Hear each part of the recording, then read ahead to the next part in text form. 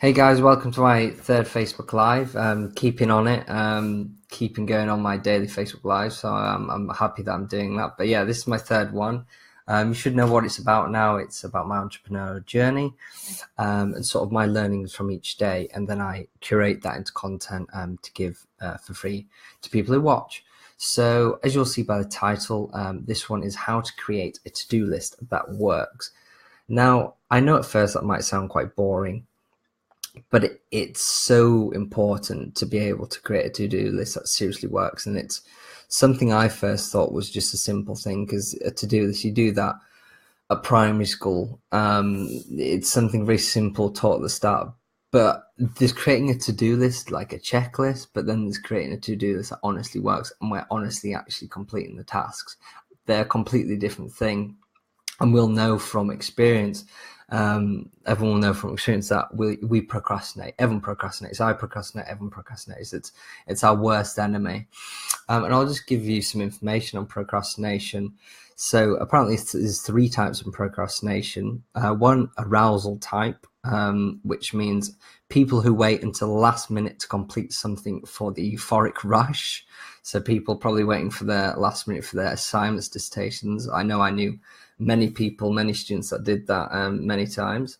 Number two, the avoiders, who may be avoiding fear of failure or even fear of success. I think that, again, is a very common one with most people. And a third one is decisional type, people who find it highly difficult to make a decision. I think all three of them will resonate with pretty much anyone. At least one will, if not all three. I know they do with me. So that's sort of a background to procrastination, and usually the biggest killer to you not getting your jobs done and your tasks done through the day. Another interesting fact that I tweeted about actually about a month ago was the human attention span. Now, again, this is obviously highly linked to your procrastination because of the attention on a task. So interestingly, the human attention span is now worse than a goldfish. So a goldfish is 9 seconds on average and a human is 8 seconds. So we officially have a worse attention span on average than a goldfish, which is pretty shameful to think that, really, but it's just the way we are. And stats say that this is going to go and increase to, people say it might even go to 4 or 5 seconds in the very close future. So, and a huge driver of that is technology.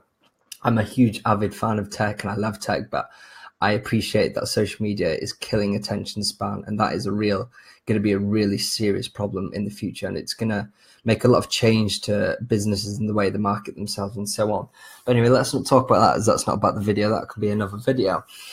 But that's some interesting background to why you'll find you won't do a lot of your tasks, and I'm sure you'll be able to resonate with a lot of that stuff. I know I can resonate with everything what I just discussed then. So let's go into my 5 killer tips into making a really good to-do list that I've learned through my experience of creating to-do lists. So number one, this is, again, probably comes across as the most simple one, but it really did click with me literally today. So this is breaking down each task into smaller tasks.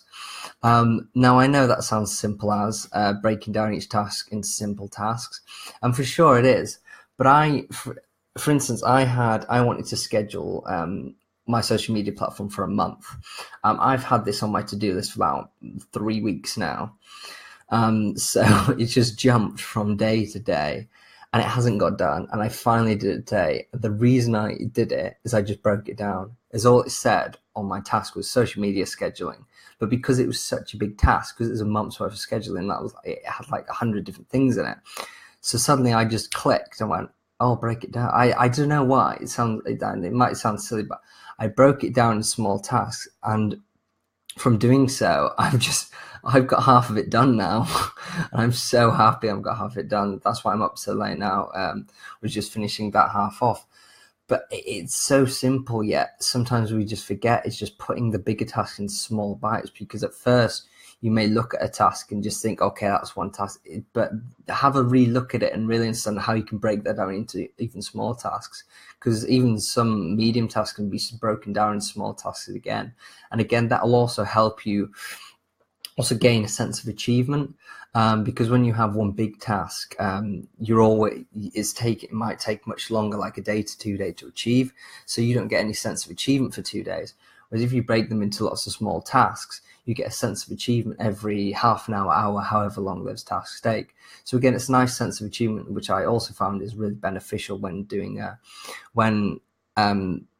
killer to-do list. So yeah, so break down each task into smaller tasks. So the second was be aware of monkey jumping. Now, this is my little saying, be aware of monkey jumping.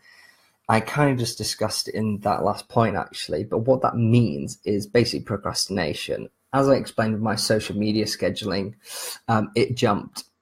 So I have my to-do list on an Excel spreadsheet, and basically if I notice that a task is jumping, because I see every task on there, and then I'll bring whatever tasks weren't done from the past day to the next day, then if I see that there's a task that has been recurring continuously day by day, I know that task I'm avoiding. This is probably the best tip I can give you, is having all this down, and then once you see it's jumping, right, I'm avoiding that. Sometimes you don't realize you avoid it because your mind's so neglectful to it, because you just so don't want to do it, even though you won't accept it. So I call it monkey jumping, procrastination, whatever you want to call it. But yeah, that's a fantastic way, is just to keep track of what you're procrastinating. The best way to do it is write it down and just see which task keeps jumping from day to day to day to day, and then look at maybe breaking that task down into little bits and then putting them over a few days. So that was another really killer tip I've learned. Third one, this is an interesting one. This third one is estimation of time is rubbish. Now, let me explain that, because I know you might say, I know how long this takes, or I know how long doing a social media post takes, or I know how long writing a letter takes, writing an email takes. It's crazy how many interruptions there are, and as well as interruptions, it's so hard to properly understand how long something will take you. Usually, pretty much all the time, you'll always set either too much time or too little time. You very rarely will set the exact amount of time. It's pretty much impossible. So just accept that, and just have a good idea of how long the task should take. Have a good idea, and the greatest way of doing that is breaking it down, understanding the serious scope of the task, rather than just having it as one task. And as well, moving on to my next one, is set a time that you're going to finish it. So yes, you may think this task might take an hour, but realistically it might take 3. So if you don't set a time for it to finish, it'll end up taking 6. So yes, estimation of time is rubbish, but I would say set a time, so then you ensure you definitely finish it, or get very close to finishing. Because once you have a deadline, then like we know with assignments and the procrastinators who leave it to the last minute, even though they leave it to the last minute, I've seen a lot of friends that have left it to the last minute, but they finished it. And some of them got grades, some of them got shit grades. But it's interesting how your mind works with setting a deadline. It really is interesting. So I really would, even though estimation time is really difficult to estimate, I really would still urge you to set a time, even if it gives it, add another 20 minutes onto what you think, just make it a bit more realistic. But you'd be surprised how much quicker you'll get a task done, rather to just say, just see how long it takes me. Because I promise you, if you just see how long it takes you, it'll take 4, 5, 10 times longer than it really should have taken. So that was number 3, estimation of time is rubbish. Number 4, set a time for each task to be finished. And the final one, number 5, is always be at least one day ahead. Simple. So for you to do this, always be at least one day ahead. This is something I didn't do. I just did my to-do list on the day, and that, 1, it wastes time just doing it, and 2, it doesn't allow you to strategize and plan for the day efficiently, because the second you wake up, you can have a pile of emails, you can have people calling, you can have social media, you can have whatever it is in your role, you're going to have it straight away, you're hit with it at 9 o'clock.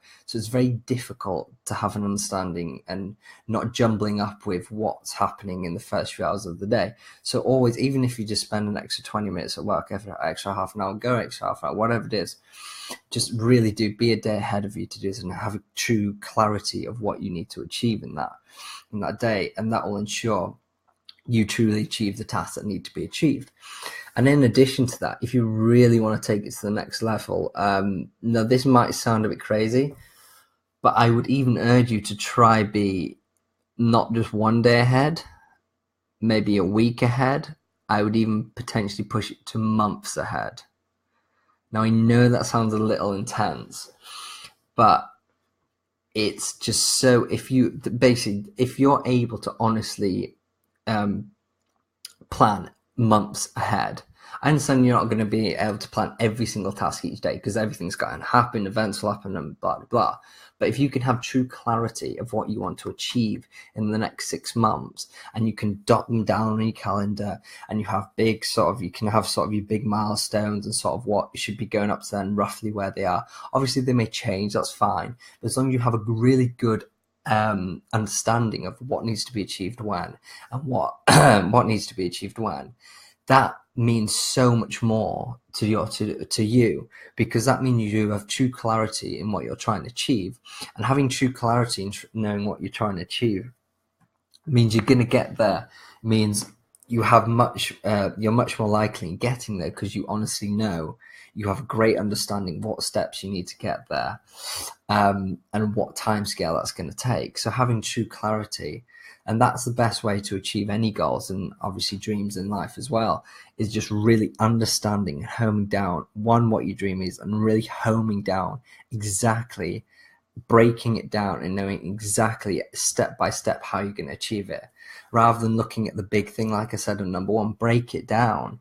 You might want to make £1 million. That's pretty scary to think straight away, but you could break that down year by year. You could break that down. Right, I've got to make this much each month, and then I've got to make this much for next month, and I've got to speak to this. But just if you have true clarity of your vision, and also having true clarity allows you to vision it. And the more you can vision your future, the more the more you will embody it, the more you will go through with what you honestly desire and what you are trying to achieve. So that's what my 5 tips are, my 5 killer tips for creating a killer to-do list. So I'll just go over touch over them again. Number 1 was break down each task into smaller tasks. Number 2, be aware of monkey jumping, also known as procrastination. Number 3, estimation of time is rubbish. Number 4, set a time for each task to be finished. And finally, number 5, always be at least 1 day ahead. And if you want to really kill it, be 6 months ahead, or a few months, whatever it is. Thank you very much. I hope you enjoyed that, got some value from that. Again, I want to make this quick, so I don't want to ramble on too much. I know I do ramble a little bit. I apologize for that, but I hope you're getting value from it. It'd be great if you could follow me on other social media, depending where you're watching this, whether it's YouTube or Facebook. My YouTube is at Scott Mears. Mears is spelled MEARS. And my Twitter is at Scott Mears _. And my Facebook is at Scott Mears Entrepreneur. So it'd be great to connect with you. Again, comment below any feedback, any questions, and anything, or DM me, whatever you feel like. But anyway, thank you very much. I hope you gained value from that, and I'll see you in the next one tomorrow. Thank you. Bye bye.